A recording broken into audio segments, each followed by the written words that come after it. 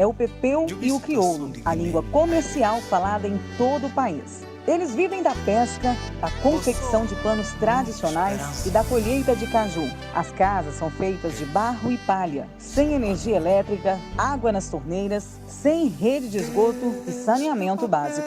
Uma carência total. O país conta com quase 2 milhões de pessoas. Boa noite, amados e queridos irmãos, a graça e a paz do Senhor Jesus, amém?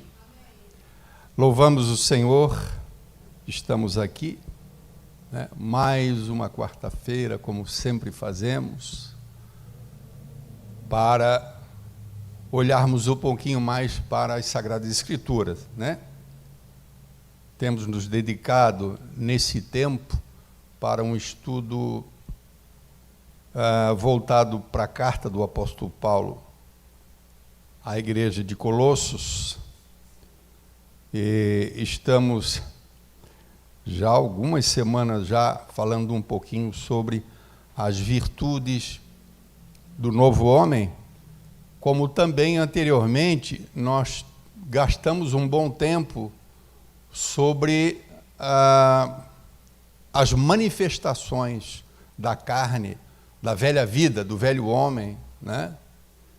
É importante a gente, cada um desses aspectos, tanto do velho homem quanto do novo homem, e para nós especialmente, mais a respeito do novo homem, né?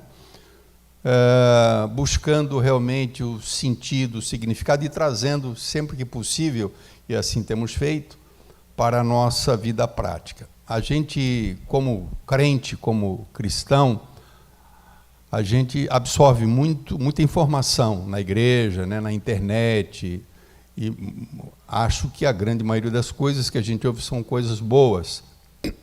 A gente adquire conhecimento, né, importante, conhecimento bíblico, mas eu diria que talvez o que mais interessa ou interesse ao Senhor seja o nosso modo de viver, porque esse é o projeto dele, né? Pegar o velho homem, resgatar do pecado, né? E transformá-lo à sua imagem e semelhança. Ou seja, Deus quer imprimir em nós o caráter de Cristo. Muitas pessoas falam isso, né? A maioria de nós falamos isso, que fazemos uso da palavra, mas de uma forma bem simples, né? A pessoa que, puxa, imprimir o caráter de Cristo é viver parecido como ele viveu, né? Então, usar, né, de todas aquelas qualidades, permitir que o Espírito de Deus manifeste, porque são frutos, ou é fruto do Espírito, né? E eu noto às vezes os irmãos saem do culto assim um pouco com a carga pela palavra que é, né? O que Deus requer de nós. Assim, puxa, como todo mundo pensa isso, né? Como a gente está distante, né? Sem exceção, todos nós estamos bem distantes daquilo que seria, né? Como é que é a palavra que eu poderia usar? Eu não diria o esperado por Deus, mas o mais próximo possível, humanamente falando, né? Nesse tempo que a gente vive aqui, da imagem de Cristo. Nós nunca seremos perfeitos enquanto estamos aqui, né? Mas a gente pode melhorar muito, né? E essa melhora, ela só se dá justamente porque existe uma obra que está sendo feita em nós. E Deus usa muitas ferramentas, Deus usa muitos meios, né, para fazer isso em nós, para nos transformar, né? O próprio tempo por si também se encarrega, né? A própria vivência, né? E a gente, com o tempo, a gente vai aprendendo isso, isso a gente já vê, às vezes, até em pessoas que até não têm aquela ligação com Deus, né? Mas com o tempo vão amadurecendo algumas coisas, né? A experiência da vida. Agora imagine, né, o tempo e Deus trabalhando, né? Então, obrigatoriamente, a gente há de ser transformado. Não há possibilidade nenhuma mesmo, de alguém que nasceu de novo permanecer como é. Não existe isso, né? Porque, claro, se nós pensarmos que isso depende exclusivamente do homem, Então nós poderíamos imaginar, o camarada não se esforça, não se empenha, tal, então nunca vai mudar. Mas não é isso, existe um agir de Deus, né? Deus, esse é o nosso entendimento, Deus trabalha na nossa vida e Deus transforma o nosso caráter, né? À medida que a sua obra vai se aperfeiçoando. Ele é um bom construtor, né? Ele inicia uma construção e não para pela metade. Tito, onde é que está o Tito? Está lá, o Tito está lá fora, né? Mas o Pedro sabe o que eu estou falando, né? Tem muito construtor que pega uma obra e larga pela metade, né? O empreiteiro, muitas vezes, dá, como se diz, a gíria, dá o cano, né? no dono da obra, né? Cristo não, ele iniciou uma boa obra e ele vai terminar. Essa obra ele termina, né? O próprio Espírito Santo de Deus também nos motiva a nós desejarmos, né, abandonar a velha vida e nos tornarmos semelhantes a Cristo. E até nisso existe o agir de Deus. Colossenses capítulo 3, versículo 12, diz que nós devemos nos revestir, né? Porque, claro, irmãos, essa carta é para os colossenses, mas essa carta é para nós, né? Para a igreja de Cristo, né? O alvo primeiro foi a igreja, mas nós somos a igreja de Colossenses, mas nós somos a igreja de Cristo, então é para nós. Devemos nos revestir como eleitos de Deus, santos, amados, e devemos nos revestir de quê? De ternos afetos, de misericórdia, de bondade, de humildade, de mansidão, de longanimidade. Essas são qualidades de Cristo e que nós devemos também manifestar. Depois nós vimos no versículo 13, suportai-vos uns aos outros, perdoai-vos mutuamente, caso alguém tenha motivo de queixa contra outra pessoa. Da mesma forma, assim como o Senhor vos perdoou, assim também perdoai-vos. Então, nós iniciamos a semana passada a falar sobre esse aspecto, que na verdade é uma ideia que vem em cadeia, né? Ela vem em cadeia, tudo está interligado. Então, nós vimos misericórdia, nós vimos bondade, nós vimos humildade, nós vimos mansidão, nós vimos longanimidade, e coroa isso tudo como, olha, suporte uns aos outros. Então, como é que nós vamos suportar os outros no sentido de ter paciência, de ser paciente, de ser longânimo? Como é que nós vamos suportar as outras pessoas se nos faltar misericórdia, se nos faltar bondade, se nos faltar humildade, mansidão, longanimidade? Então, é justamente através dessas qualidades, né, que nós poderemos suportar situações que, via de regra, nós não suportaríamos, né? Então, o suporte aqui é ter paciência. Muito embora exista alguma interpretação não predominante, no sentido de que o suporte aqui seria suportar, quer dizer, dar suporte, dar apoio, levantar, né? Ajudar. Mas eu digo, né, como é que nós vamos fazer isso, né, dar esse apoio, esse suporte para quem nos machuca, para quem nos irrita, para quem nos incomoda, para quem nos tira do sério, se nós não conseguimos nem ter paciência com a pessoa, se nós não conseguimos nem ser longânimo, como é que ainda nós vamos ter condição de suportar? Então, o suportar aqui é ter paciência mesmo, porque esse é o assunto que ele vem trazendo, né? E é um assunto que se contrapõe justamente às manifestações do velho homem, porque o velho homem, o que ele faz? O velho homem, ele se ira, ele maldiz, é maledicência, ele usa uma linguagem obscena, né? Ele usa de maldade, né? O contexto lá também é o mesmo, só que lá que se manifesta é o velho homem, com gritaria, né? Com maledicência e com indignação, com linguagem obscena, né? Palavras obscenas, palavras torpes, né? E aqui o novo homem se manifesta de maneira diferente, né? De maneira diferente. Suportar, portanto, ele a palavra tem relação justamente com isso, com essa questão de ter paciência. Claro que isso é necessário para que haja um ambiente harmônico. Lá em Coríntios, eu sempre gosto de falar sobre a igreja de Coríntios nesse sentido, né? Havia um clima pesado, né, de briga, de dissensão, de partidarismo, de divisão dentro da igreja. Era uma igreja complicadíssima, né? A igreja dos Coríntios, né? Porque justamente faltavam essas coisas. E ele diz que os crentes eram crentes carnais. Eram crentes carnais. Então, um crente que manifesta ainda muito, né, a ira, a indignação, a maldade, ainda é um crente muito dominado pela carne. O crente carnal é aquele que ainda é levado pela carne, né? Um crente espiritual é aquele que é conduzido, guiado e dirigido pelo Espírito. Aquele, acima de tudo, que manifesta o fruto do Espírito. Tá? E quando nós falamos em suportar, nós usamos um texto, não sei se vocês se lembram, em Efésios 4:2, onde Paulo usa o mesmo raciocínio. Ele diz que nós devemos viver da maneira conforme nós fomos chamados, conforme a nossa vocação, nós fomos chamados para manifestar lá em Efésios, não em Colossenses, lá em Efésios. E ele usa as mesmas palavras. Ele usa humildade, mansidão, longanimidade, e depois ele fala, suportando-vos uns aos outros em amor. Então, o fato de em Colossenses ele não ter dito que seria numa atmosfera de amor, evidentemente nós entendemos e sabemos que tem que ser isso numa atmosfera e onde predomina a questão do amor, porque o amor ele tem como qualidade, né, ele tem muitas faces, o amor, né? Mas nós vemos quando a gente lê lá em 1 Coríntios capítulo 13, versículo 4 e versículo 7, que o amor é paciente. Por isso que justamente Paulo diz que nós devemos suportar uns aos outros em amor, lá em Efésios, capítulo 4, a partir do versículo 1.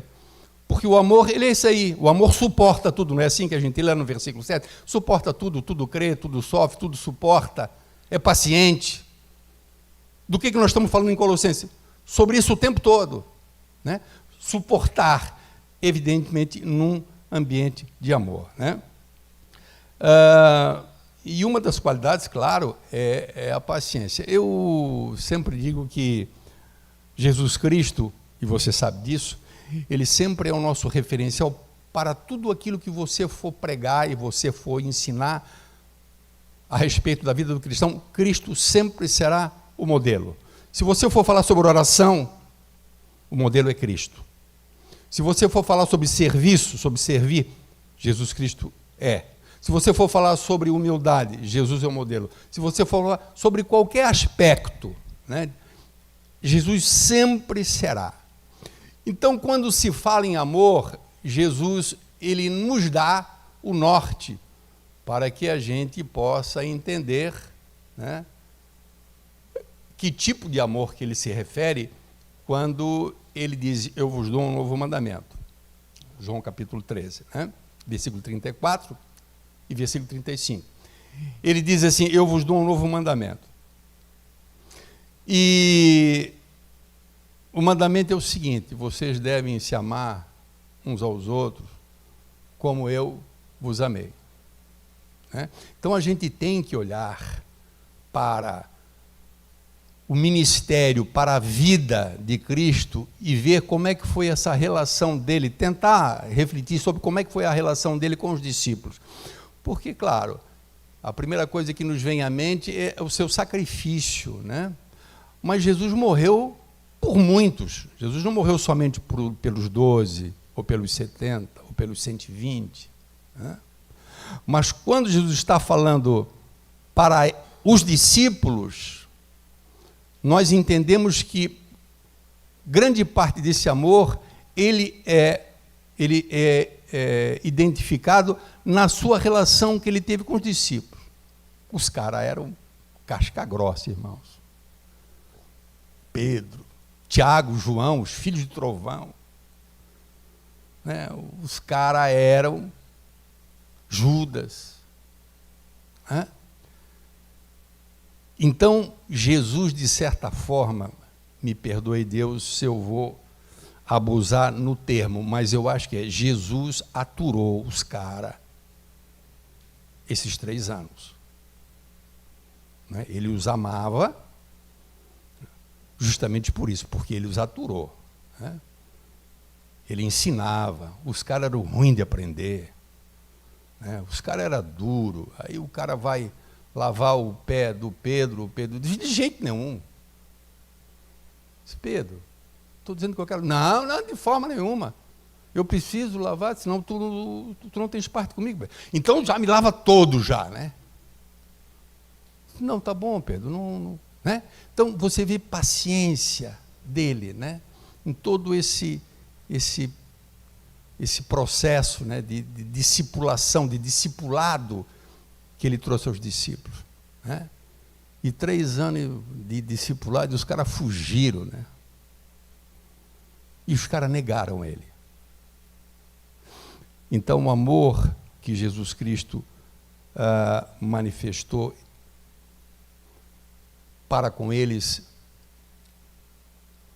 a nível de relação, também se deu no aspecto do perdão, ele perdoou.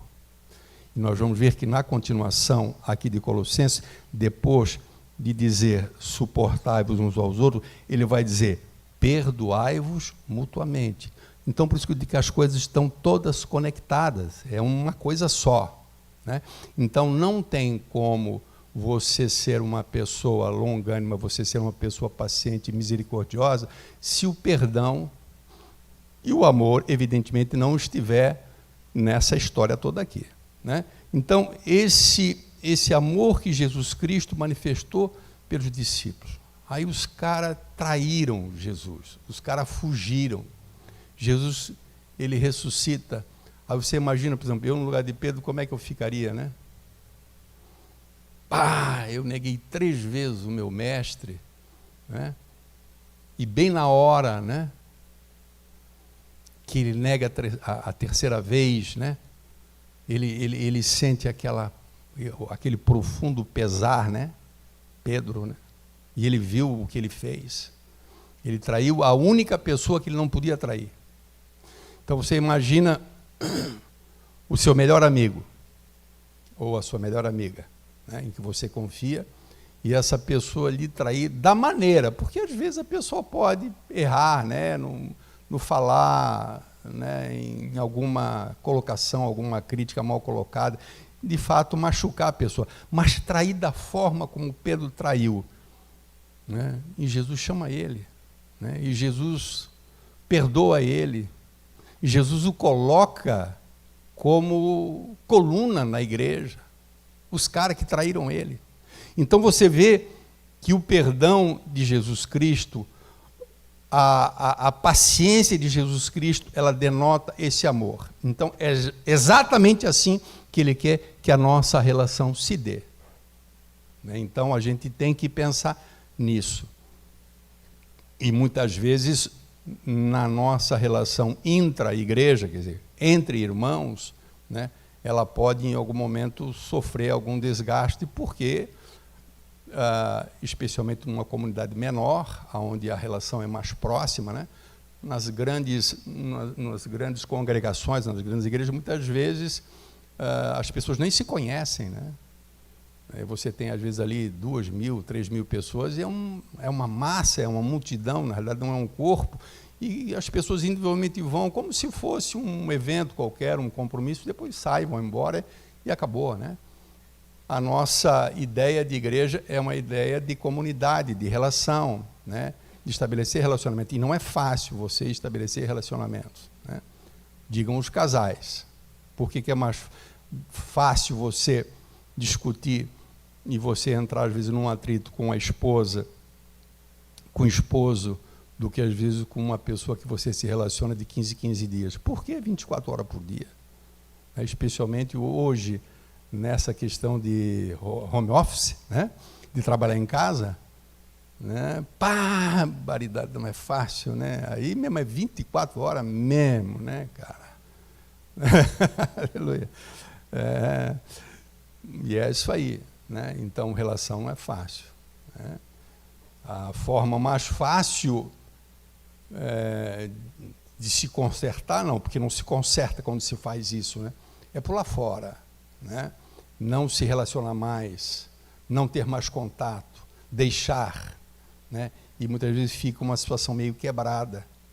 Por isso que Paulo diz toda essa coisa que nós estamos vendo aqui, porque implica em nós lidarmos com pessoas que muitas vezes nos são amargas, né? Nos são, para ser sincero, às vezes, são chatas às vezes, né? Impertinentes, né? Críticas, pessoa que nunca traz um elogio, que nunca fala, pelo menos umzinho, né? Só crítica, só, sabe, cobrança, né? E aí, bom, eu não quero, essa pessoa não quero contato, não quero relação, não quero ter, né? A palavra de Deus, ela nos exorta a nós trabalharmos de maneira diferente, né? Ao contrário, é fácil? Claro que não é fácil, né? É dificílimo. Se fosse fácil, nós não precisaríamos do Espírito Santo dentro de nós para nos capacitar a isso aí, né? E dentro dessa sequência, dessa linha lógica, né, de uma lógica que ele estabelece, né, de um ambiente difícil, né, de muitas vezes de estresse, de ficar chateado, de ficar irritado, né, ele, na continuidade, ele fala que nós devemos perdoar mutuamente. Mutuamente no sentido de perdoar uns aos outros, né? O perdão, ele deve fazer parte. Eu não sei se você sabe, mas talvez o maior benefício que nós recebemos na salvação foi o perdão dos nossos pecados. Né? Foi o perdão dos nossos pecados. Esse é o grande benefício, a carga, a maldição do pecado. Então, Cristo nos libertou desta maldição. O pecado é uma maldição. E éramos servos do pecado, condenados por causa do pecado, e estávamos na condição de inimigos de Deus, diz o apóstolo Paulo, por causa dos pecados. Então, a obra de Jesus Cristo, ela alcança a remissão dos nossos pecados. Hoje, nós somos perdoados. Imagine você, né? Então, não tem mais aquele peso sobre nós do pecado, da culpa, porque ele levou sobre ele, né, o pecado. Se o que Deus fez por nós, em grande parte, foi nos perdoar, Ele quer que assim também seja feito, que haja também o perdão entre nós.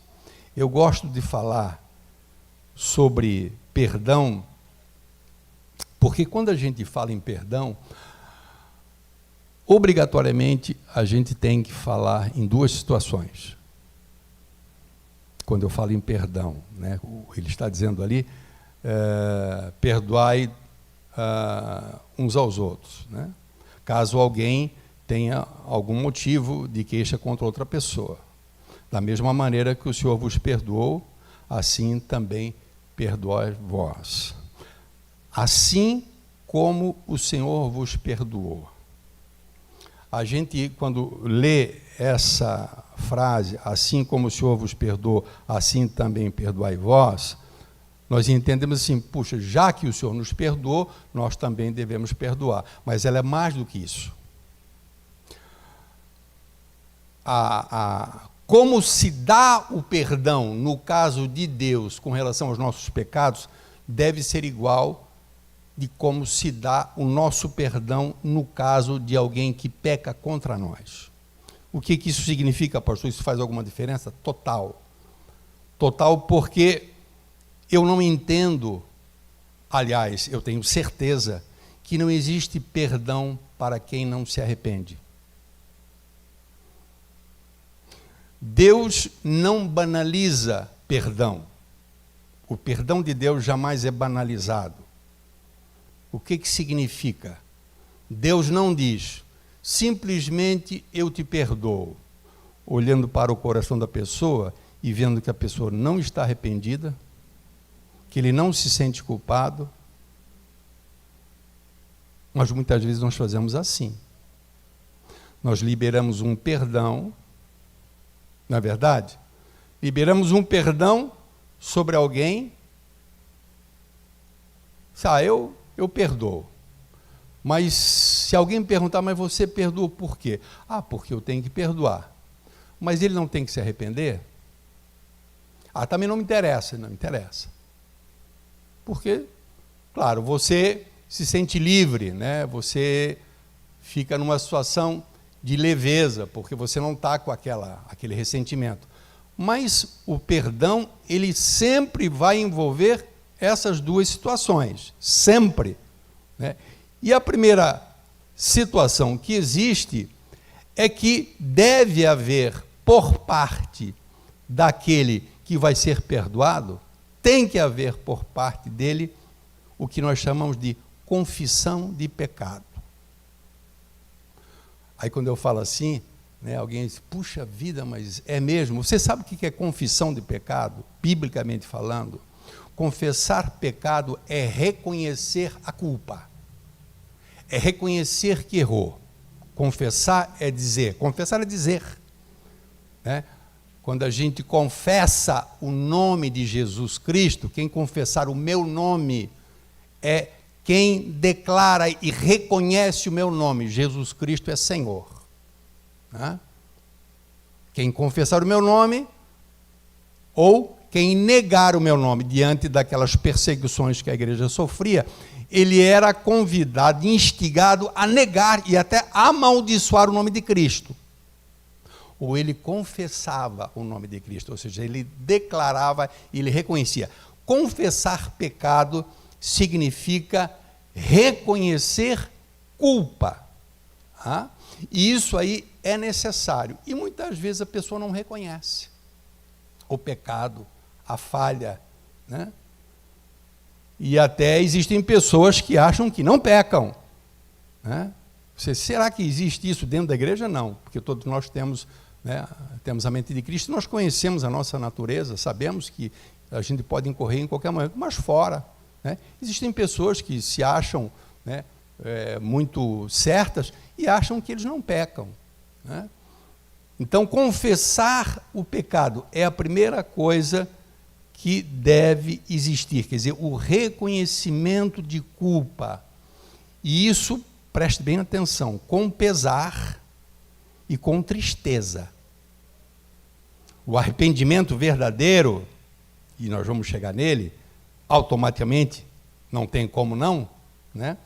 Ele se dá com o coração compungido. Então, quando alguém peca contra outra pessoa, especialmente se ele tem o Espírito Santo de Deus, se ele é uma pessoa natural, vai muito de consciência, né? Consciência é uma coisa muito relativa. Mas se ele tem o Espírito Santo de Deus, o mesmo Espírito que gera em nós o arrependimento, que é a condição também para sermos salvos, não somente a fé, é fé e arrependimento, esse mesmo Espírito que habita em nós, ele gera em nós o arrependimento, ele gera em nós a tristeza e o reconhecimento que nós pecamos contra alguém. Então, o Espírito Santo, ele nos ajuda, ele nos induz, ele gera em nós o que Paulo fala lá em 1 Coríntios capítulo 7, essa tristeza segundo Deus, e não tristeza segundo o mundo. Tristeza quer dizer, o pecado ele traz tristeza, e não precisa ser exclusivamente um pecado contra Deus, porque em grande parte quando a gente peca contra o próximo, a gente está pecando contra Deus. Aí você vai ver que é inescapável isso. Você pecou contra alguém, você peca contra Deus, né? Especialmente na comunidade. Jesus Cristo diz, Saulo, Saulo, por que me persegues? Então, Jesus se identifica, né, com o Dadá, Jesus se identifica com a Cris, com a Vera, né, com o Romero. Então, quando eu peco contra alguém que faz parte do corpo, eu peco contra ele. E a gente fala muito em confissão de pecado, visando aquele momento de você procurar alguém, né? Alguém de muita confiança que você tem, um líder, né? Um pastor, um presbítero, né? ou você falar à parte com Deus, né? Mas você vai ver que aqui, nesse contexto de perdoai-vos uns aos outros, envolve confissão de pecado uns aos outros. Por isso que a Bíblia diz também que nós devemos confessar os nossos pecados uns aos outros. E o confessar os nossos pecados uns aos outros significa reconhecer a minha culpa quando eu peco contra alguém. Fulano, cara, o que eu fui fazer? Pelo amor de Deus, meu irmão, me perdoa. Como é que eu consegui fazer isso contra você? Você que é uma pessoa tão boa para mim, você já me ajudou tanto, você é uma pessoa tão... onde é que eu estava com a cabeça? Pelo amor de Deus, cara, tu me perdoa. Senão eu não vou ter paz, cara. Isso é confessar o pecado. Confessar quer dizer, eu reconheço, eu declaro que eu sou culpado nessa situação. E isso ele traz com tristeza. Porque muitas vezes quando a gente olha lá em Tiago 5,16, né? Confessai os vossos pecados uns aos outros, né? Você está com um pecado oculto, também pode ser isso, né?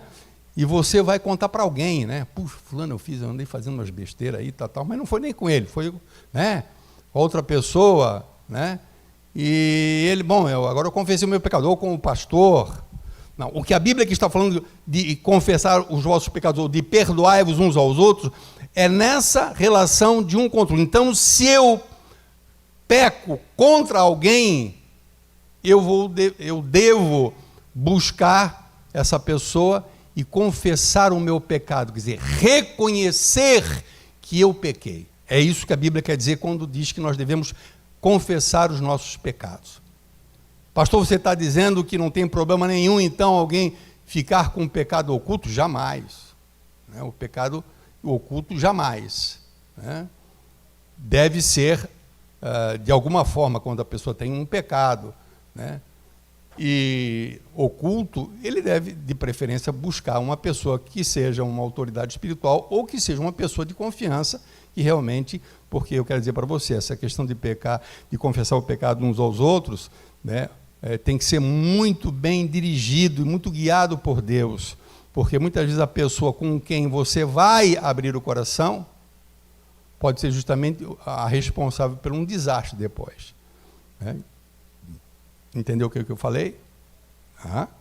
Então nós precisamos saber muito bem para quem que a gente confidencia as nossas culpas, as nossas falhas, tá? Mas deve haver esse reconhecimento de culpa, né, de pesar, né, de tristeza, e claro, isso já denota uma situação de estar arrependido. E nós temos que perdoar, porque isso é mandamento, nós não podemos optar, ou sentir de perdoar, como também aquele que comete o pecado também deve manifestar essa atitude de reconhecer a culpa diante do ofendido.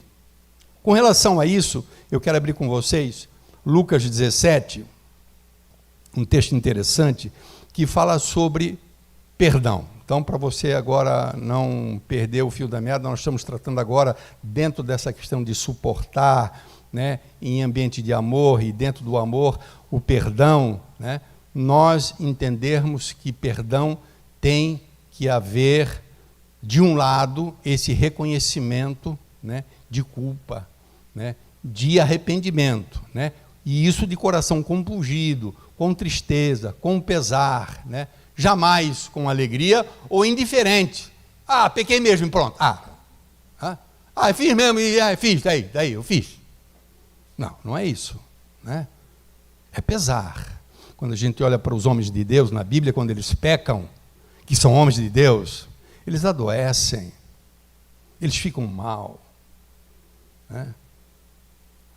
É terrível, né?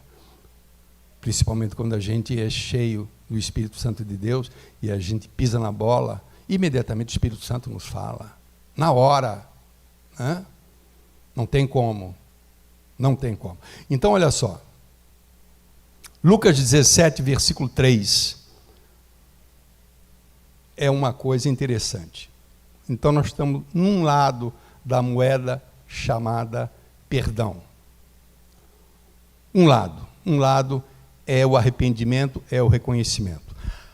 Tenham cautela. Se teu irmão pecar contra ti, repreende-o. Olha só. E se ele se arrepender,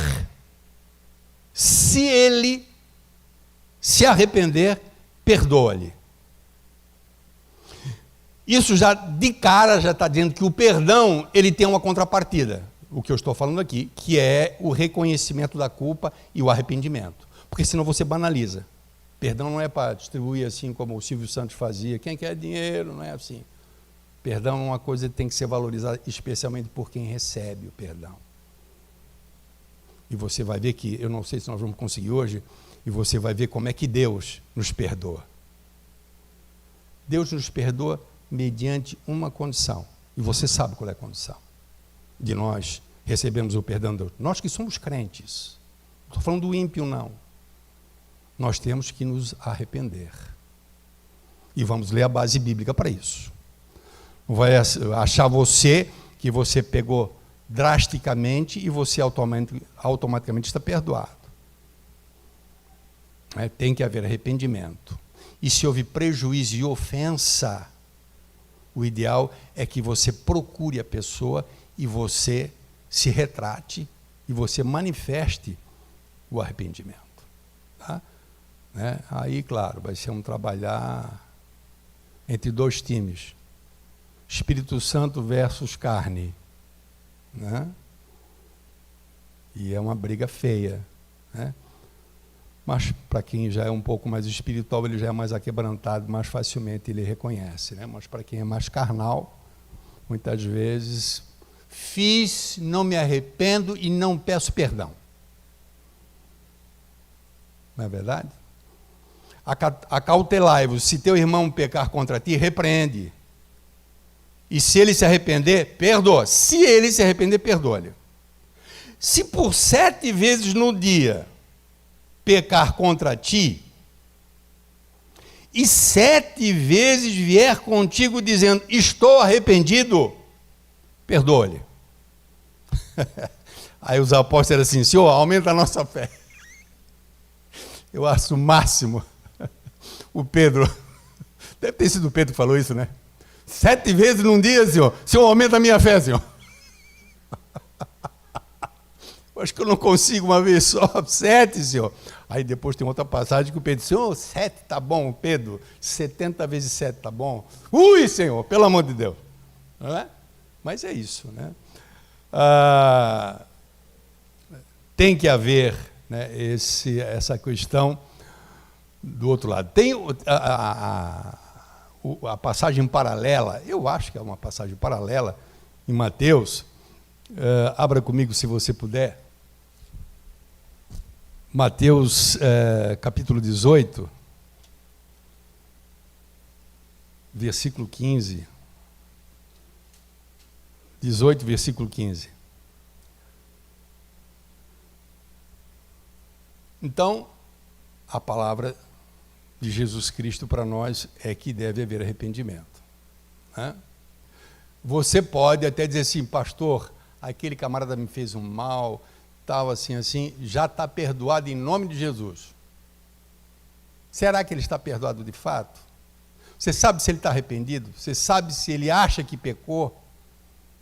Se ele não está arrependido, eu acho que ele não é digno de perdão. Então, eu não sei. Você pode até achar que deve ter perdoado ele, mas eu não sei se realmente ele foi perdoado, aos olhos de Deus. Né? Aí diz assim no versículo 15 de Mateus 18. Se o teu irmão pecar contra ti, vai e conversa entre vocês dois, entre ti e ele só. Se ele te ouvir, você ganhou o teu irmão. O que é esse ele ouvir, irmão? Aqui a palavra vai um pouco mais longe, né? Aqui não é nem a questão do cara vir a mim, o cara que me ofendeu, e se puxa, pastor, puxa, Fernando. Cara.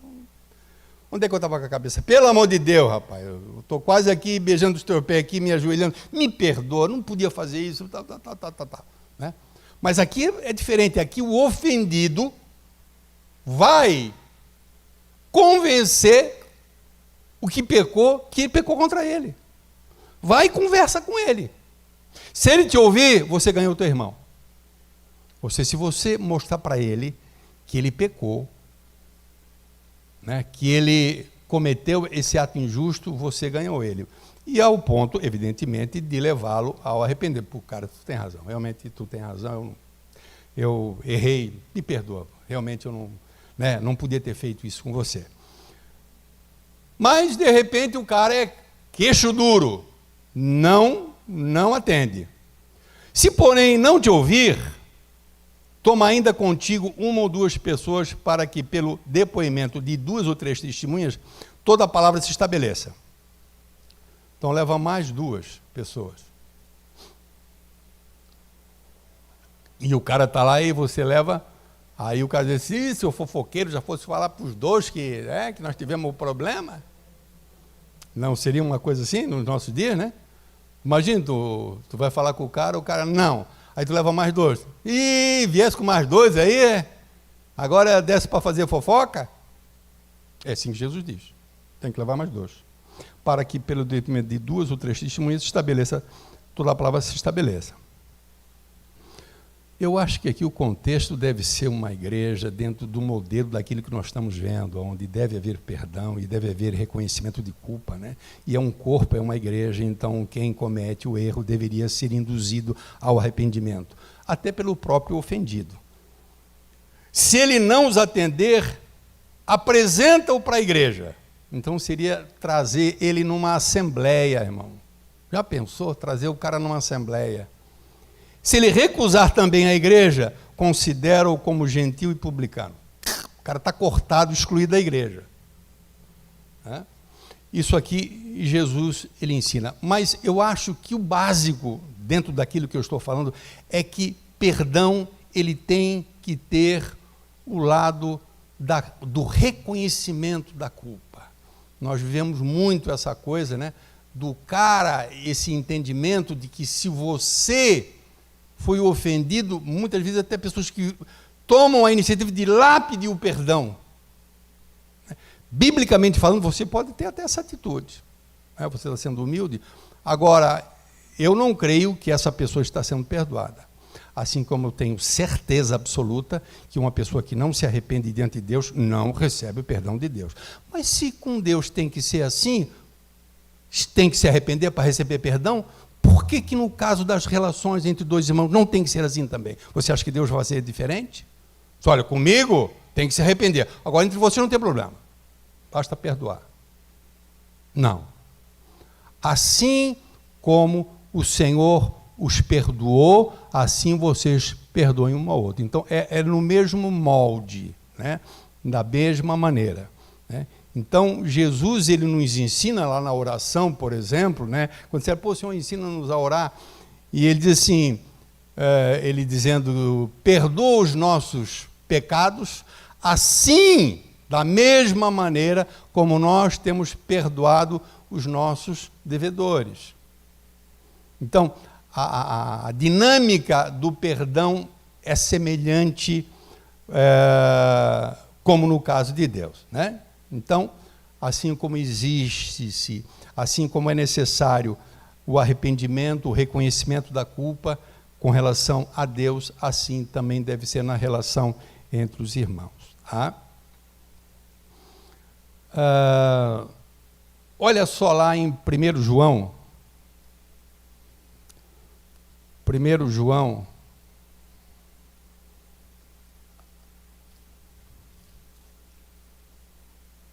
capítulo 1, versículo de número 8.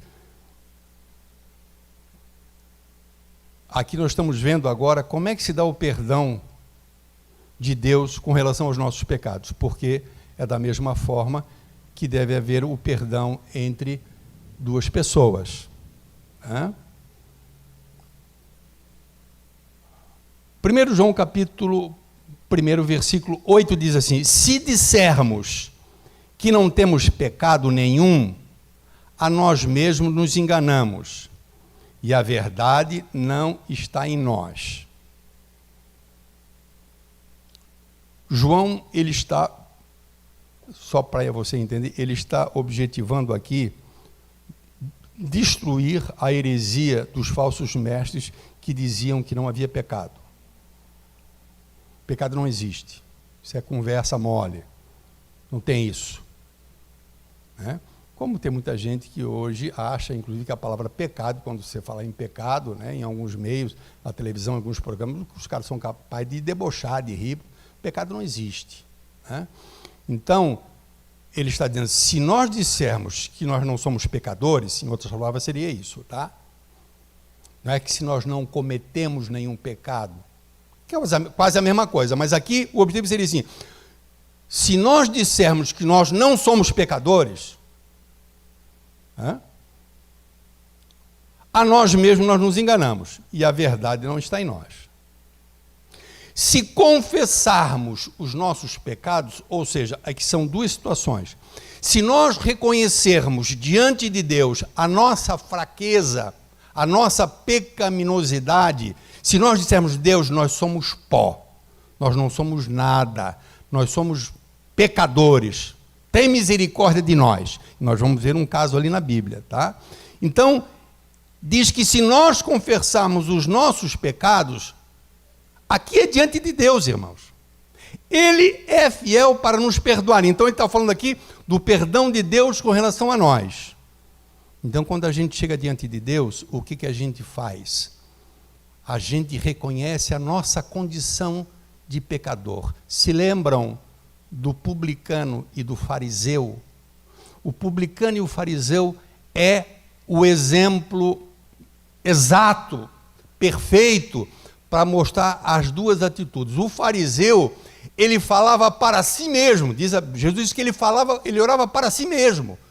É como se ele dissesse para ele, você é um cara bom, você é dizimista, você é assim, assim, você não é como esse cara aí do lado. O publicano, ele reconhecia a sua fraqueza, ou seja, ele confessava o seu estado de pecaminosidade diante de Deus. Ele não chegou ali diante de Deus dizendo, Senhor, eu menti, Senhor, eu fiz aquele negócio, eu roubei. Não, ele chega diante de Deus mostrando essa condição de pecador.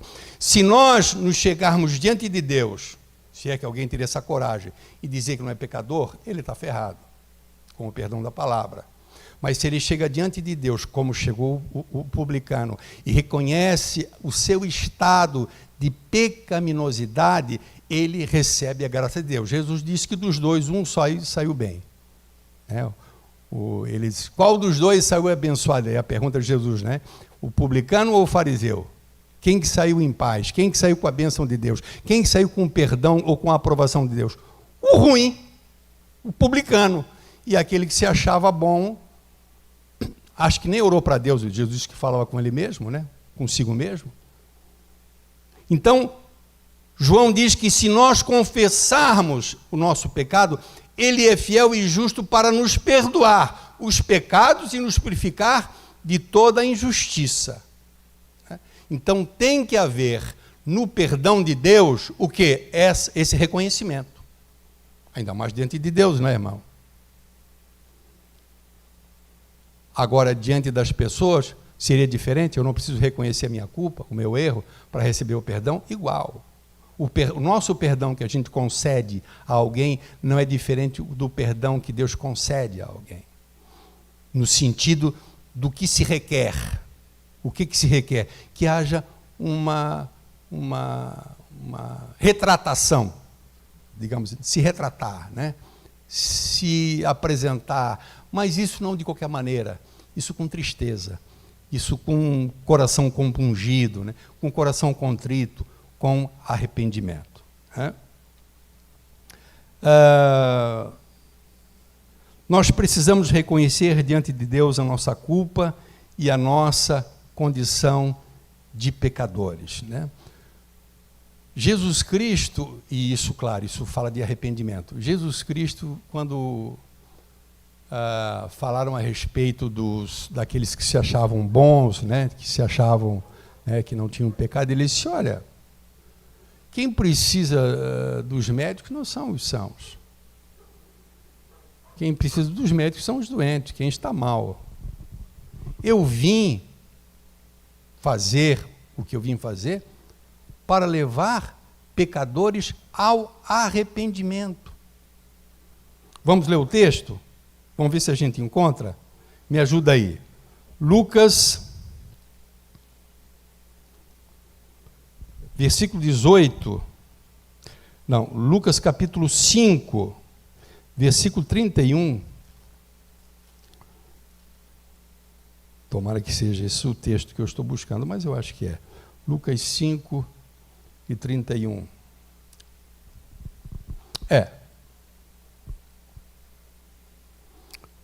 Versículo 30 diz assim: os fariseus e os escribas murmuravam contra os discípulos de Jesus, perguntando, por que comeis e bebeis com os publicanos e pecadores?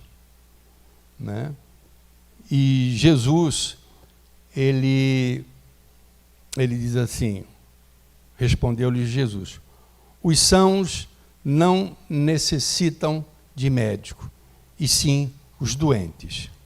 Não vim chamar justos, e sim pecadores ao arrependimento. Por que eu estou falando isso? Porque arrependimento é uma coisa básica na vida cristã. Jesus, é como se ele estivesse dizendo, olha, eu vim chamar os pecadores à salvação, mas ele usa a palavra arrependimento, porque o arrependimento é o básico. O mesmo Espírito, como disse inicialmente, o mesmo Espírito que gera fé no nosso coração para crermos na palavra de Deus e crermos no poder de Jesus de nos salvar, ele é o mesmo Espírito que gera em nós arrependimento. Por isso que se enfatiza muito no aspecto do evangelismo, o aspecto da fé. E quase sempre é esquecido o aspecto do arrependimento. E eu não me admiraria, né, de ver alguém aparentemente envolvido com as coisas de Deus e de repente não lamenta o seu tempo passado. De repente até conta com orgulho as coisas que fazia.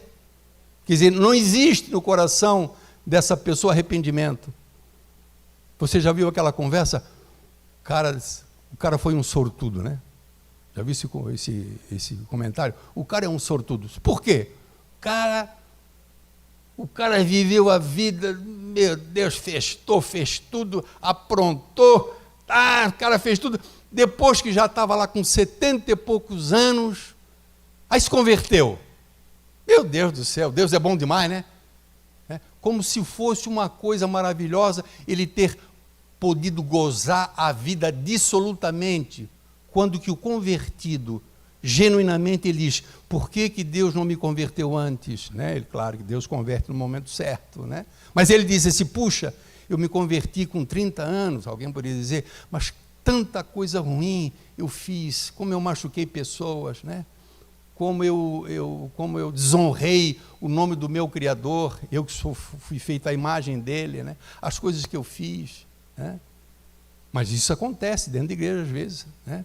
Porque as pessoas não veem a questão do arrependimento. O arrependimento quem gera é Deus, a fé quem gera é Deus. Então não há como nós pensarmos, vamos dizer assim, não digo nem teoricamente, mas biblicamente falando, numa pessoa cheia do Espírito Santo, não é pelo fato da pessoa ser cheia do Espírito Santo que ele não vai errar, que ele não vai ferir alguém, que ele não vai pecar contra alguém.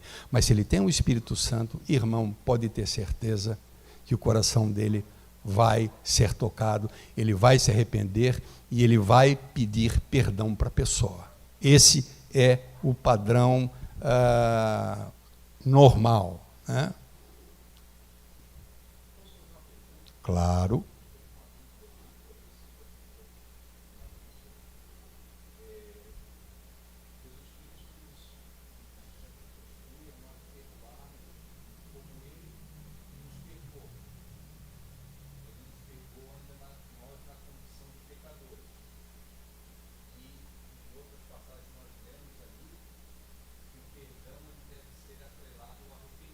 Sim. Então, qual a postura de alguém ofendido diante de uma pessoa que não se arrependeu? Qual a postura? Ah, beleza, eu não perdoo. Não perdoa. Eu dei a oportunidade dele se arrepender, ele não quis. Jamais eu não perdoo, né? Porque quando ele diz que se nós não perdoarmos os nossos pecados, nossos não serão perdoados, ele está prevendo aquela condição de alguém chegar para mim ou para você e dizer, Daniel, puxa, eu errei, cara, eu fiz, não, mas não interessa, o que tu fizesse não tem perdão. Não acontece isso às vezes? Do cara dizer.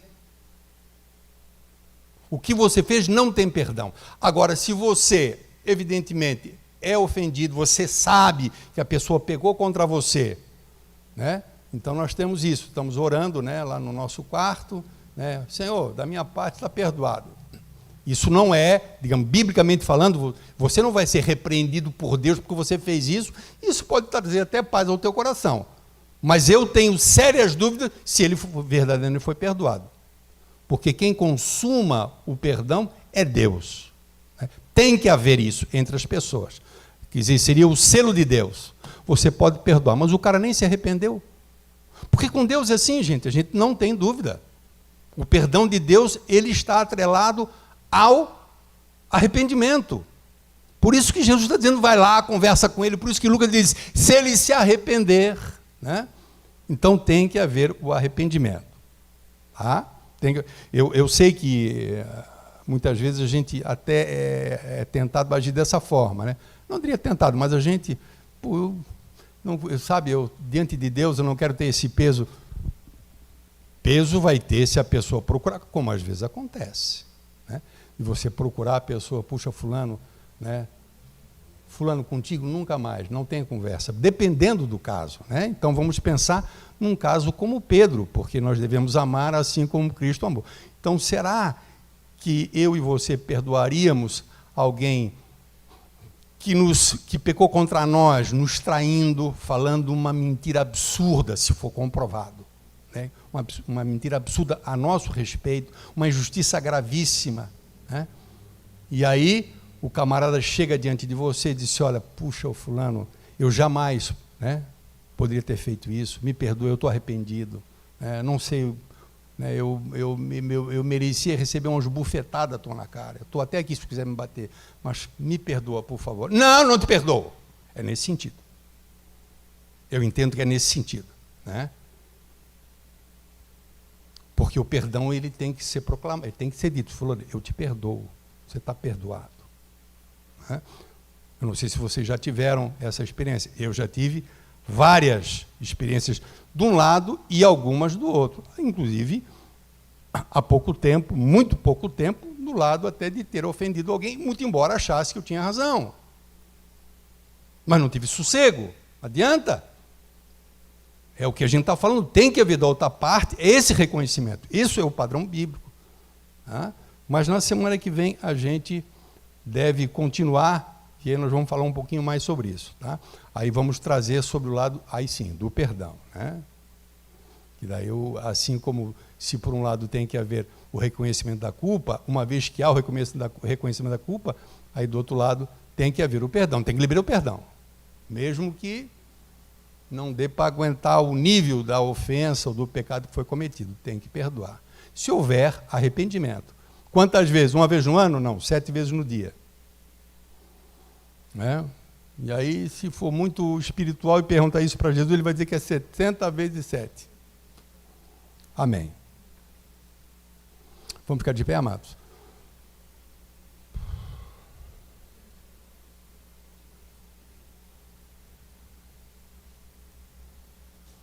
Arrependimento é a palavra que João Batista traz para você entender como arrependimento é uma coisa forte na vida cristã.